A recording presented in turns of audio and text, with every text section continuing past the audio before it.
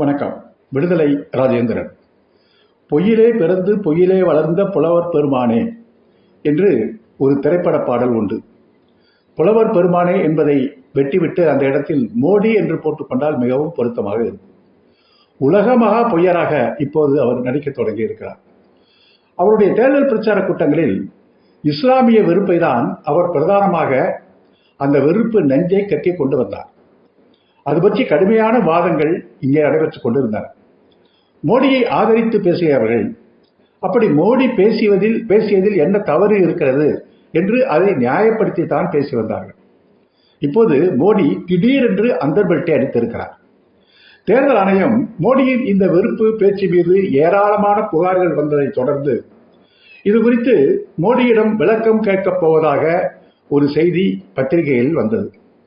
இதைத் தொடர்ந்து நியூஸ் 18 இந்தி தொலைக்காட்சிக்கு அளித்த ஒரு பேட்டியில் மோடி இஸ்லாமிய வெறுப்பை தாம் ஒருபோதும் பேசியதே இல்லை, இந்து முஸ்லிம் ஒற்றுமையாக இருக்க வேண்டும், பிளவு ஏற்படக்கூடாது என்பதில் நான் உறுதியெடுத்து செயல்பட்டு வருகிறேன் என்று அவர் பேட்டியிலே கூறியிருக்கிறார்.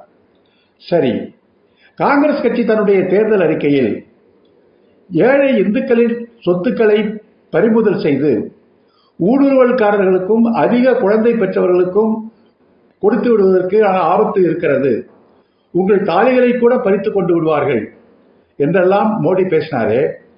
ஊடுருவல்காரர்கள் அதிக குழந்தை பெற்றுக் கொண்டவர்கள் என்று அவர் யாரை சொன்னார்? காங்கிரஸ் கட்சி தேர்தல் அறிக்கையே முஸ்லீம் லீக் கட்சியின் தேர்தல் அறிக்கை என்று சொன்னாரே, முஸ்லீம் லீக் என்று அவர் யாரை சொன்னார்? இஸ்லாமியர்களை தான் சொன்னார் என்பது வெளிப்படையாக எல்லோருக்கும் தெரிந்த ஒரு செய்திதான். இப்போது அவர் சொல்லுகிறார் அந்த பேட்டியில், நான் அதிக குழந்தை பெற்றுக்கொள்பவர்கள் என்று கூறியது இஸ்லாமியர்களை அல்ல, இந்த நாட்டில் வாழ்கின்ற கோடானு கோடி ஏழைகளைத்தான் குறிப்பிட்டேன்.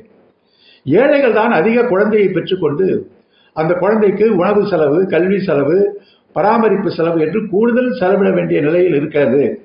எனவே ஏழைகளைத்தான் அதிக குழந்தை பெற்றுக்கொள்வார்கள் என்று நான் சொன்னேன் என்று அவர் இப்போது கூறுகிறார். சரி, அப்படியானால் காங்கிரஸ் கட்சி தேர்தல் அறிக்கை இந்துக்களுடைய சொத்துக்களை பறிமுதல் செய்து இஸ்லாமியர்களுக்கு கொடுக்க கூறவில்லை, ஏழைகளுக்குத்தான் கொடுப்பதாக அது கூறியது என்று மோடி சொன்னதாக நாம் எடுத்துக்கொள்ளலாமா? அப்படி ஏழைகளுக்காக கொடுப்பதாக காங்கிரஸ் கட்சி தேர்தல் அறிக்கையில் கூறியிருந்தால் அதில் என்ன தவறு இருக்க முடியும்? அதில் எந்த தவறை மோடி குற்றம் என்று கூறுகிறார்? இதற்கு அவரால் பதில் சொல்ல முடியுமா? மற்றொன்றையும் அவர் சொல்லியிருக்கிறார். எங்களுடைய வீட்டுக்கு அருகில் இஸ்லாமியர்கள் குடும்பம் தான் இருந்தது, சிறு வயது முதல் அவர்களுடைய பழக்க வழக்கங்களை நான் நன்கு அறிவேன், அதில் எனக்கு மிகுந்த ஈடுபாடு உண்டு. எங்கள் வீட்டில் இஸ்லாமிய பண்டிகையின் போது நாங்கள் சமைக்க மாட்டோம், இஸ்லாமியர்கள் வீட்டிலிருந்தால் எங்கள் வீட்டிற்கு சாப்பாடு வரும், அதைத்தான் நாங்கள் சாப்பிடுவோம். எப்போதும் நான் இஸ்லாமிய இந்துக்களுடைய ஒற்றுமையை வளர்க்க வேண்டும் என்பதில் உறுதியாக கருத்தோடு இருந்திருக்கிறேன் என்றெல்லாம் மோடி பேசியிருக்கிறார். மோடியா இப்படி பேசினார் என்று மூக்கில் விரலை வைத்து ஆச்சரியப்படக்கூடிய ஒரு சூழ்நிலை இன்றைக்கு உருவாகியிருக்கிறது. சாதாரண மக்களுக்கு கூட இப்படி ஒரு மனிதர், பொய்யை பேசக்கூடிய ஒரு மனிதர் இந்த நாட்டில் பிரதமராக இருக்கிறாரே என்று வெட்கி தலைகுடிய வேண்டிய நிலையில் தான் இருக்கிறது. இதை பற்றியெல்லாம் அவருக்கு எந்த கூச்சநாச்சமோ வெட்கமோ சிறிதும் கிஞ்சித்தும் அந்த மனிதருக்கு கிடையாது. நேற்று பேசியதை இன்றைக்கு அப்படியே அந்தர்பல்ட்டை அடிக்கிறோமே, மக்கள் என்ன நினைப்பார்கள், எவ்வளவு கேவலமாக நினைப்பார்கள் என்பதை பற்றியும் அவருக்கு கவலை இல்லை. ஆனால் அந்த மோடி வாரணாசியில் வேட்புமனு தாக்கல் செய்யும் போது தமிழ்நாட்டிலே கூட்டணி அமைத்த பாமக ஏதோ சில சுயநலத்துக்காக, சில சந்தர்ப்பத்துக்காக இங்கே அவர்கள் கூட்டணி வைத்து அவரோடு ஓட்டு கேட்டு சென்றாலும் கூட அதனுடைய தலைவர் அன்புமணி வாரணாசிக்கு போய் வேட்புமனு தாக்கல் செய்வதில் மோடியோடு உடனிருந்து மோடி மீண்டும் இந்த நாட்டின் பிரதமராக வர வேண்டும் என்று சொல்லிவிட்டு வாழ்த்து சொல்லிவிட்டு திரும்பி இருக்கிறார். அந்த அளவிற்கு மோடியினுடைய பாசம் நிரம்பி வழிகிறது சமூக நீதி பேசுகிற பாட்டாளி மக்கள் கட்சிக்கு.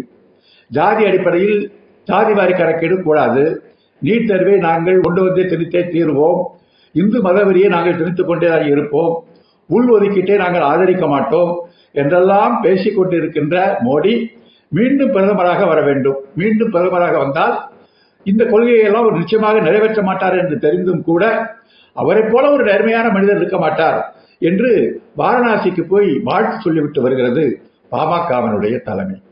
மோடியினுடைய இந்த பொய்யான பிரச்சாரங்களுக்கு, மோடியினுடைய இந்த நேர்மையற்ற அணுகுமுறையினுடைய மக்கள் அவர்கள் மீது காட்டுகிற வெறுப்பை நாங்களும் சேர்ந்து சுமக்க தயாராக இருக்கிறோம் என்ற முடிவுக்கு பாமக போன்ற கட்சிகளே வந்து விட்டால் நாம் என்ன செய்ய முடியும்?